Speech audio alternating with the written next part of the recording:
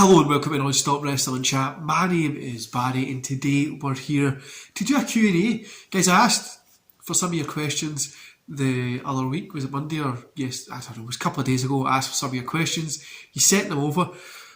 Now, SCW Steve's one, that will be coming tomorrow, hopefully. Tomorrow or Friday, just depending on kind of my schedule.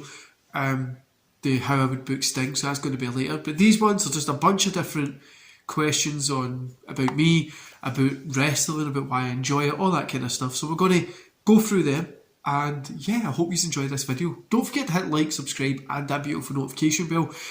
Go to the comments below and ask me any questions that you've not had time to ask. I'll be answering them, obviously.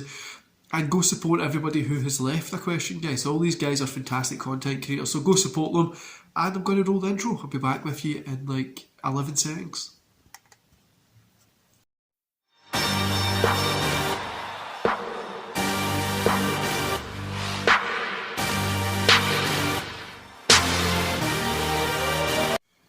Just want to say first, guys, you might see me kind of clip a lot of this. That'll be because I'm either sneezing or coughing.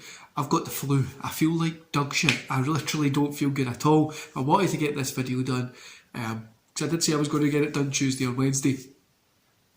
I feel terrible today. I felt terrible on Monday, but I feel even worse just now.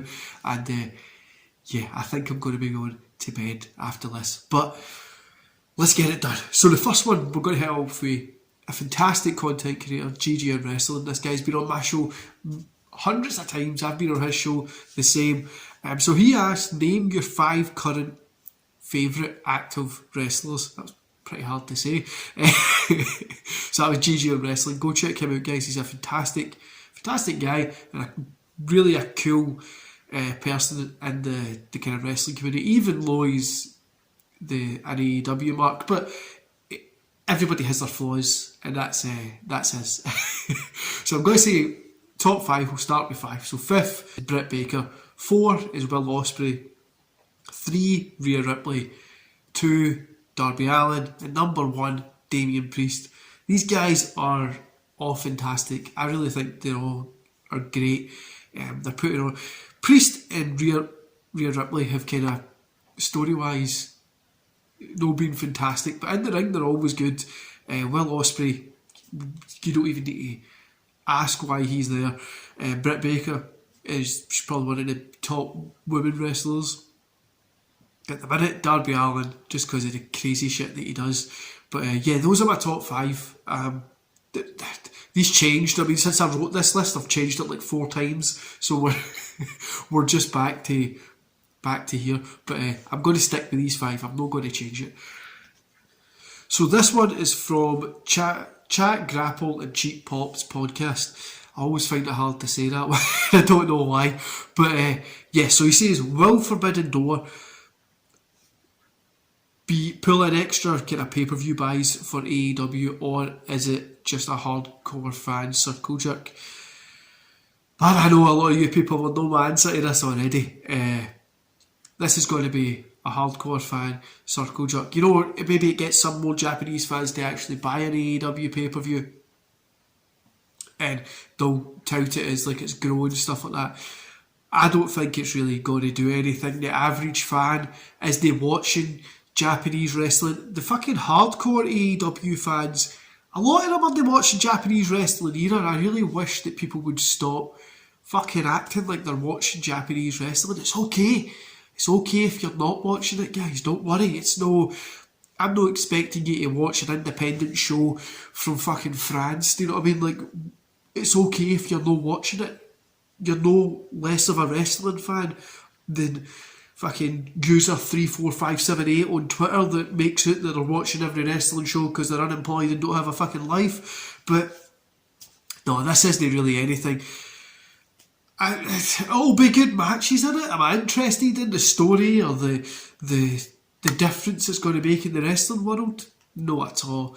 I honestly don't really give a shit about it, but you have good matches and stuff in it. That's it. This is just for the hardcore fans to pat each other in the back and play with their penises into it. It's not really anything special. So next one is from Eleanor, the fantastic career, by the way. Young girl, puts out great content. A lot better content than me, so go check her out as well. But current situation regarding MJF, are work or real? Now, I did answer this week in wrestling, but I wanted to put this in here, given the new stuff that have came out, that he's been removed from like the different promo stuff for Warner Brothers, whatever it's fucking called, you know what I'm trying to say. Do you know, if it's a work or if it's not, I don't really care. MJF is over his shit. If he goes to WWE, he gets treated fantastic. If he goes up there, gets the Cody treatment, and he's going to literally be over his shit, and he'll make a shit ton of fucking money. And can you blame him? Literally, can you blame him from wanting more money for helping this show grow and being there from the start? I can't. And like him, I want my money. As a fucking somebody that's in business, it's all about money. You know, it's no personal at the end of the day. If I'm getting you more custom, pay me more money. That's kind of the idea of it. But anyway, right now, for the stuff that we're saying, I think it's real. I think he's out there, he's pissed off a few people, and I think he's probably going to leave and go to WWE. But if it is a work, it's been really well done, and I'm excited to see how it goes. Now, could he come out tonight, win the Battle Royale, and go on to be the interim champion push that they always have it with? Possibility, but let's see how it goes. Now, this one is from Top Rope Wrestling Talk. Again, that's hard for me to say. I think it's just because I'm sick, you know. So, who do you think will become the interim AEW champion? Jon Moxley or the Battle Royale winner? If the Battle Royale winner's MJF, I think it'll be him. If it's not, then I think Jon Moxley will. That's pretty much it. I can't stand the interim title thing. Don't think they should have it. Now, from the 123 podcast, we've got Origin Story of the NWC. This one is a pretty simple story, guys. It's no too hard. Back in the day, me and my friends used to have this wrestling show called NHW. First time I've really said that name in a long time. We only had 2 shows because it was just before he passed away. So we kind of...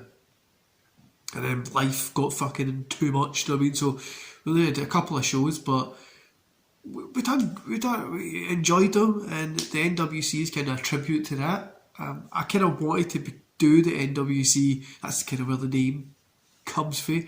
I kind of wanted to do Non-Stop Wrestling Chat or the NWC Show. It was 2020, I set it up and I was like, I maybe do a pay-per-view a month. I didn't even use a camera, I was just doing voice. And I was like, you know what, I'll do it every now and again, see how it goes. And then COVID hit. My business pretty much fucking stopped overnight. I had a lot more time to do it, and I just kind of went, you know what, fuck it. Let's go for it. I played around with it. It was that first whole year of COVID when everything was just... I was trying to teach the kids. I was trying to figure out how we can do stuff that they would want to do without going to things, because everything was closed. So it was all over the place. But then we started to... That 2021 period when we were still in lockdown and out of it and in it and out of it and in it, really is when I kind of started doing the podcast. Started doing the podcast more. Started doing... I did my daily reviews back then as well, and it was just a really fun period. Like, that was a really fun period in the podcast. Obviously, it's changed now. It's a little bit less videos, but I would say the quality is a little bit more. I hope you agree with me. But the origin story is pretty simple. Like I said, that was it. I always wanted to get back into the wrestling business in a sense. I didn't want to go back to wrestling. It was when I got my injury. I didn't want to go back after that. It's been a long time since I've been in the ring.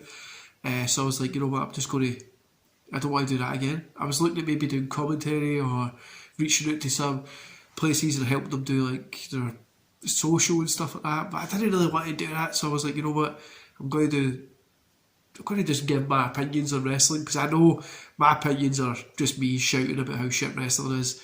And you know what, some people like it. 242 of yous, 243 yesterday for the one person that unsubscribed. Fuck you. I'm only joking, guys, don't take it too serious. But Aye, that's it. It's not really anything exciting. I just wanted to kind of get back into talking about wrestling. I wrestled for about good 8 years, maybe 8, 9 years, something like that. It was from when I was really young, and it was fun. I enjoyed it. I had a great time in my life. Then shit happened in life, and I got injured. Fucking life happened. The whole point of my life that I fucking hated, and then I just decided, you know what? I think it's time I get back into talking about wrestling. And the show that we did, 2 shows, might be coming back. I've got money saved up. I've got a wee idea that I might bring it back, but we'll see how it goes, guys. I'm not going to say it's 100% coming back, but the chance of that happening is always there. Just so you know. So from the Undisputed Wrestling Podcast, we've got, what would you say is the most embarrassing thing you've ever done in your life? Man, this is really hard to get down to one thing, because I didn't want to make myself seem too bad by putting a lot in it. Most embarrassing? So I don't think I've ever told this story, but most embarrassing moment that happened to me no too long ago. I was at the gym in my trousers shorts that I had on. So I had these. I took the wrong shorts with me, right? They were quite tight, so I was doing squats and stuff like that. Squatted down, the bust opened. Because they were tight, I didn't have any underwear underneath it, and my fucking man bits, or people bits, whatever people call them now, man bits came out, and there was only 3 or 4 people in the gym, so it was alright, but it was pretty awkward, and I would say that's very embarrassing. Not been back to that gym since, but aye. So from Big Mo, we have 3 questions. What was the best wrestling show you've ever attended? That's got to be an SWA show. I went with my gran. It was just a fantastic day. We went out, we got to train, it was just a fucking really cool day. I think I was only like 12 or something, and it was just a really fun day. A lot of guys that I was training with at the time were on the show, so it was just a really cool kind of day, and I always remember it. 2, if I could pick any character from any movie to have a match with any wrestler, who would it be? Man, I'm not a big movie guy, and I have no idea. I would maybe say The Crow versus Sting. I don't know, maybe put them in a tag team, go against the Terminator or Robocop or some shit. I have no idea. I'll just say Crow versus Sting.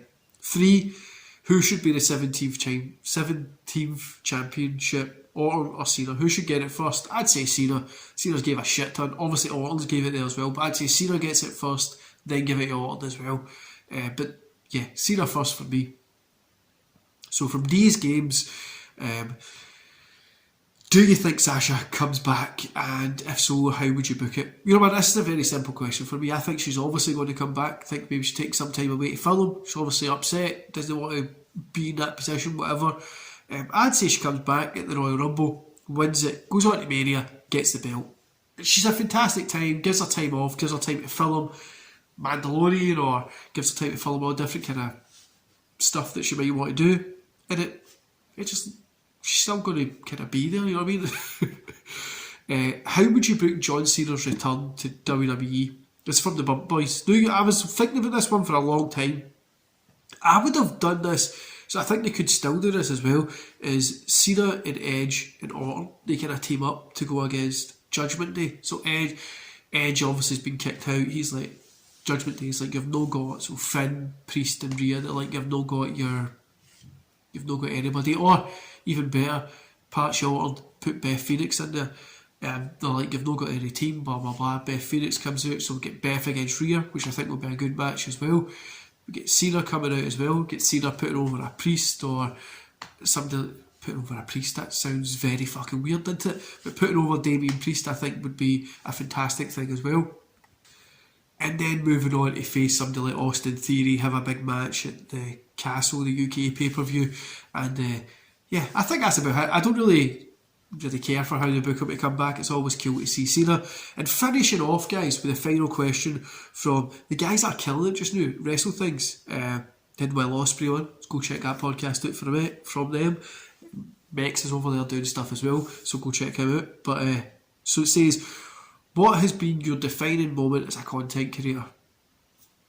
Interviewing Sabu, doing that podcast, not just with Sabu, that whole 69 episodes or 68 episodes I've done of podcasts with just different wrestlers from across the world, from America to just, it was just fantastic speaking to even Scottish wrestlers that I've never really met, because I've not been in that scene for a while.